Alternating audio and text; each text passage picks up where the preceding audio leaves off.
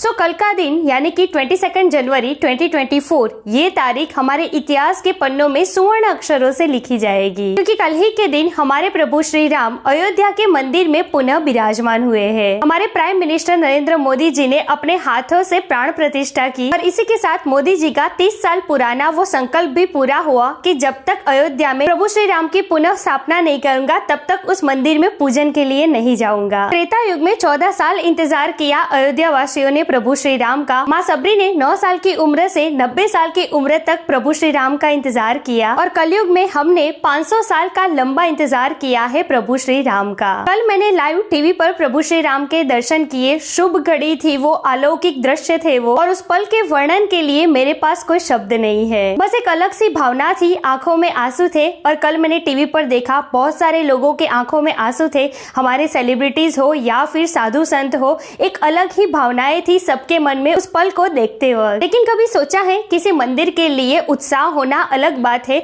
लेकिन इतना भावुक हो जाना और इतने सारे वीवीआईपी के साथ साथ साधु संतों का भी रो पड़ना, ये किस लिए? इसके पीछे इस एक क्षण के लिए बहुत सारा संघर्ष है हमारे पूर्वजों का, हमारे साधु संतों का और हमारे कई सारे राजनेताओं का। और राम मंदिर के इसी संघर्ष की कहानी को कहते हुए एक मूवी रिलीज हुई है प्राण प्रतिष्ठा से ठीक 2 दिन पहले, जिसका नाम है 695, जो रिलीज हुई है 19 जनवरी 2024 को। और इसमें मुख्य भूमिका में है अरुण गोयल सर, मनोज जोशी, अशोक समर्थ, मुकेश तिवारी। वैसे इस मूवी के कोई चर्चे नहीं है, ना इसके ट्रेलर आने के बाद इसके कोई चर्चे हुए, ना ही मूवी आने के बाद इसके ऊपर कोई वीडियोस बने। लेकिन हमने ये मूवी देख ली है तो चलिए बताते हैं कैसी है ये मूवी और इस मूवी का नाम 695 ऐसा ही क्यों रखा गया है।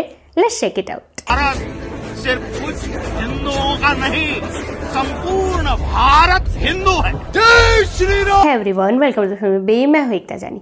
अरुण गोयल सर की मूवी 695 अभी 19 जनवरी को रिलीज हुई है। आगे इसका थोड़े दिन पहले ही एक ट्रेलर रिवील किया गया था और उसके रिव्यू के वक्त ही मैंने बता दिया था कि इस मूवी का नाम 695 ऐसा क्यों रखा गया है। लेकिन आज मैं फिर से रिपीट कर देती हूँ। दरअसल ये मूवी राम जन्मभूमि के 3 विवादों पर आधारित है। नंबर 1, 6 दिसंबर 1992 जब ढांचा तोड़ा गया था। नंबर 2, 9 नवंबर 2019 जब राम जन्मभूमि के पक्ष में सुप्रीम कोर्ट का फैसला आया था। नंबर 3, 5 अगस्त 2020 जब पीएम मोदी जी ने मंदिर का शिलान्यास किया था। तो इन्हीं तारीखों को मिलाकर होता है 695। मूवी की कहानी 1528 के घटनाक्रम से शुरू होती है और यहाँ पर एआई जनरेटेड सीन्स दिखाए गए हैं, जिसमें ओरिजिनल राम मंदिर हुआ करता था और वहाँ पर लोग श्रद्धा से पूजा करते थे, दिए जलाते थे, ये सब कुछ दिखाया गया है। फिर मुगलों ने भारत पर हमला कर दिया और राम मंदिर को ध्वस्त कर वहाँ पर मस्जिद बनाई गई और ये दिखाया गया है कि लोगों ने कितने चैलेंजेस फेस किए हैं हमारे मंदिरों को और धार्मिक स्थलों को बचाने के लिए। और फिर 1949 में एक चमत्कारिक घटना घटती है। भगवान राम की मूर्ति अचानक से उस विवादित जगह पर प्रकट हो जाती है और फिर उस जगह को मंदिर बताकर वहाँ पर ताला लगाया जाता है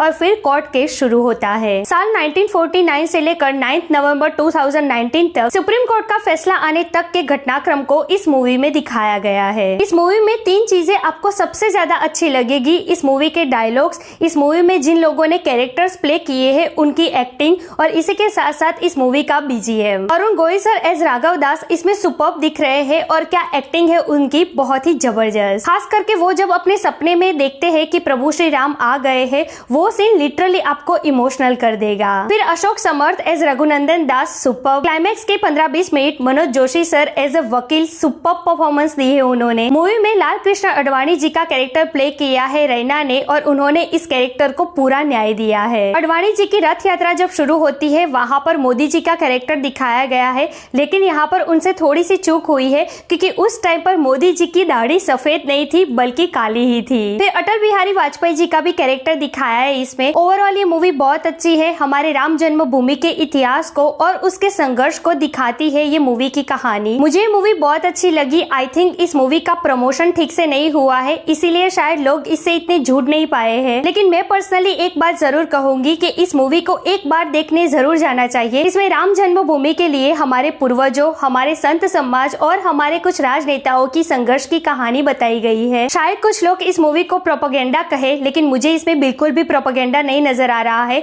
जो भी सच्चाई थी और जो भी हमारे प्राइम मिनिस्टर मोदी सर ने किया है वो सब इसमें दिखाया गया है। और मैं तो यहाँ पर यही कहूंगी कि मैं यहाँ पर ना ही कोई पार्टी की साइड ले रही हूँ और ना ही कोई व्यक्ति विशेष की, लेकिन जब कोई राजनेता कुछ बुरा करता है और हम उन्हें गालियां देते हैं, कोसते हैं, तो अगर कोई राजनेता अच्छा करता है तो उनको क्रेडिट देना और उनकी तारीफ करना भी हमारी ही जिम्मेदारी है। 22 जनवरी 2024 के इस भव्य और अलौकिक दिन के लिए हमारे संत समाज, हमारे पूर्वज और हमारे प्राइम मिनिस्टर मोदी जी को सत सत नमन। सो जाइए और इस मूवी को एक बार जरूर देख कर आइए, वो भी फैमिली के साथ, और आकर मुझे कमेंट बॉक्स में जरूर लिखकर बताना कि आपको ये मूवी कैसी लगी, और प्लीज वीडियो को लाइक और चैनल को सब्सक्राइब करना। मैं मिलूंगी आपसे अगले वीडियो में एक नए रिव्यू के साथ। तब तक प्लीज आपका बहुत ख्याल रखिएगा। जय हिंद।